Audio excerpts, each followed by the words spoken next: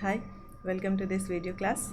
In the last video, you have learned that the moving air is called as wind and also what are the different properties of air. As such, the air expands on heating. Yes, so in this video, you are going to learn how the wind currents are generated.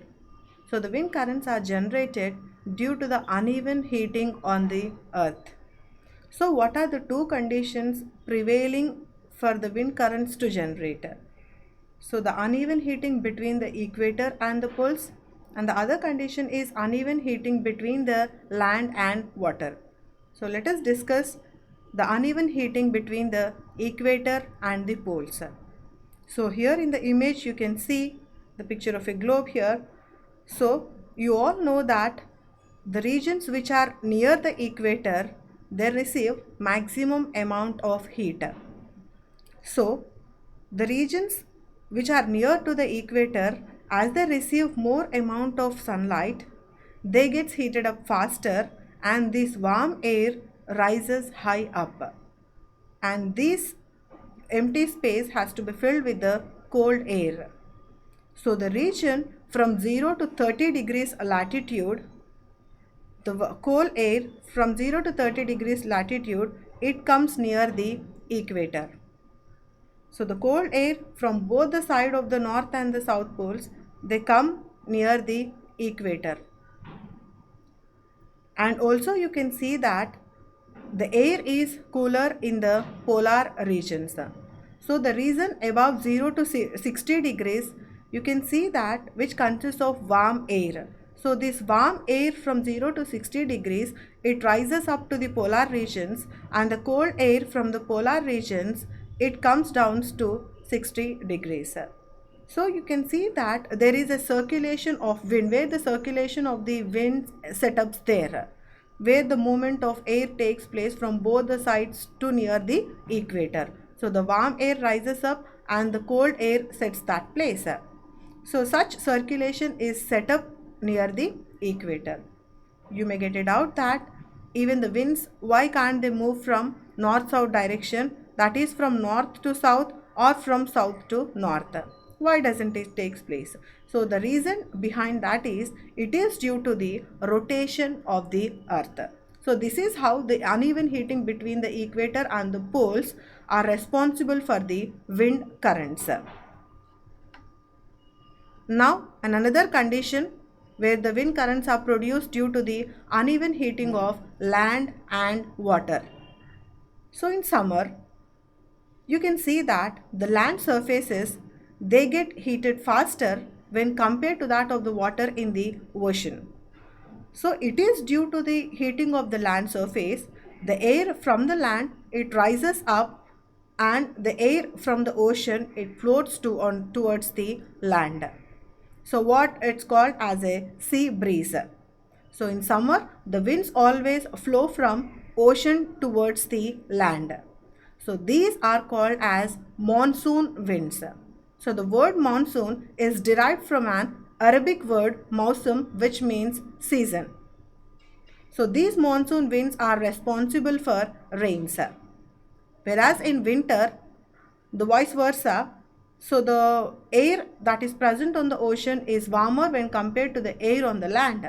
So the air from the ocean, it moves towards it just rises up, and the air from the land, it moves towards the seas. So what we call it as a land breeze, which takes place during the winter. So in winter, the wind flows from land to the ocean. So in summer, the winds flow from ocean towards the land. These winds are called as the monsoon winds, which are responsible for rains, and in winter the wind flow from land to the ocean. It is called as a land breeze. You studied that in your lesson 4, sea breeze and land breeze. So the winds from the ocean, they carry water and bring rain. So it is a part of the water cycle. So the monsoon winds carry water and it rains. So here which is called as in the image you can see, these are the winds, you can see that which are blowing from southwest side.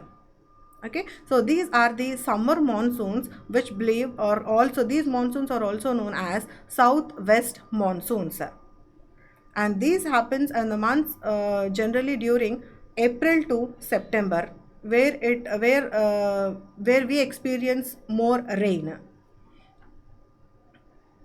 And in this image you can see the movement of wind where it takes place from northeast, so that it brings only very less amount of air as these winds blew from colder regions.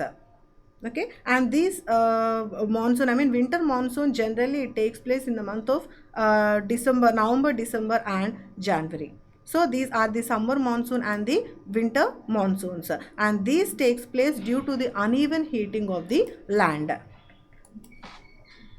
Yes, there are many situations in the nature that which create disasters. Yes, so these disasters, they may pose threat to the humans, animals and plant life. So let us study two such situations which causes disasters.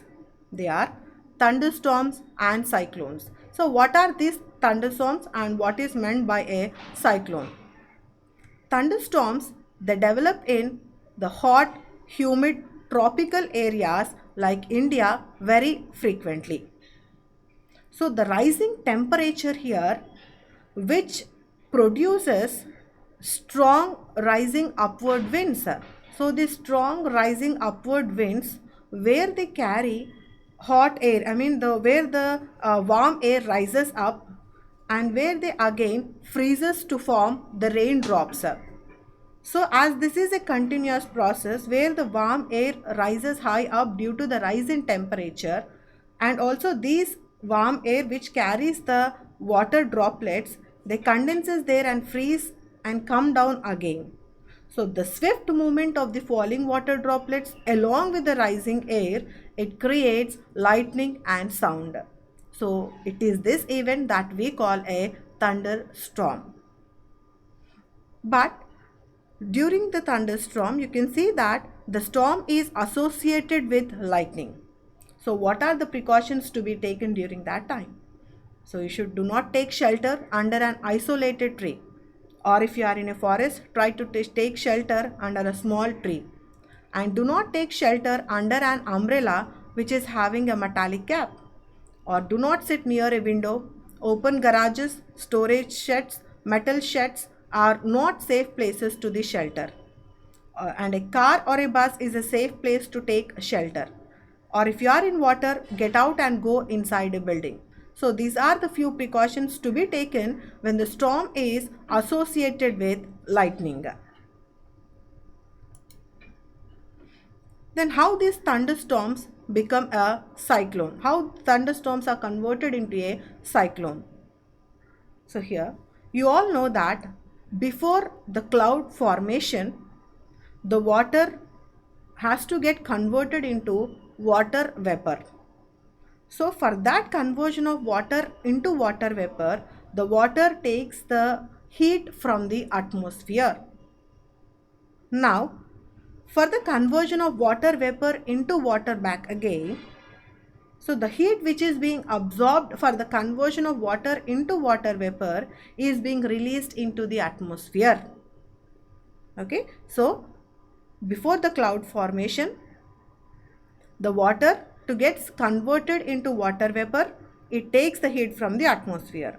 So when this water vapor is getting converted back to water in the form of raindrops, the heat is released into the atmosphere. So this heat which is released into the atmosphere, it makes the air warm. So the warm air tries to move up, which is creating a pressure, I mean where the pressure becomes very low near that region. So you can see a drop in pressure there. Now the air which is present in the surrounding regions, it just come surrounding the storm. So this is a cyclic process. So the chain of events end with the formation of very low pressure system with very high speed winds revolving around it. It is this weather condition we call it a cyclone. And the factors which are responsible for this development of the cyclones are wind speed, wind direction, temperature and humidity. So all these factors contribute to the development of cyclone. So here is an image of a cyclone. You just try to observe it. So this is the formation, how the formation of a cyclone takes place. So the center of a cyclone is a calm area, and that which is called as eye of a storm, and a large cyclone is violently rotating mass of air in the atmosphere. So how does it take place? As it is a cyclic process where the warm air rises high up and that place is surrounded by the cold air from the surrounding. So it is a cyclic process. So you can see a rotating mass of air in the atmosphere which is nearly 10 to 15 kilometers high. And the diameter of the eye, it is a calm region. Yes, we call it as a calm area. So the diameter of this eye, it varies from 10 to 30 kilometers, and around the eye there is a cloud region of about 150 kilometers in size. So in this region there are high speed winds and thick clouds with heavy rains. So this is how the formation of a cyclone takes place. Thank you. Meet you in the next video.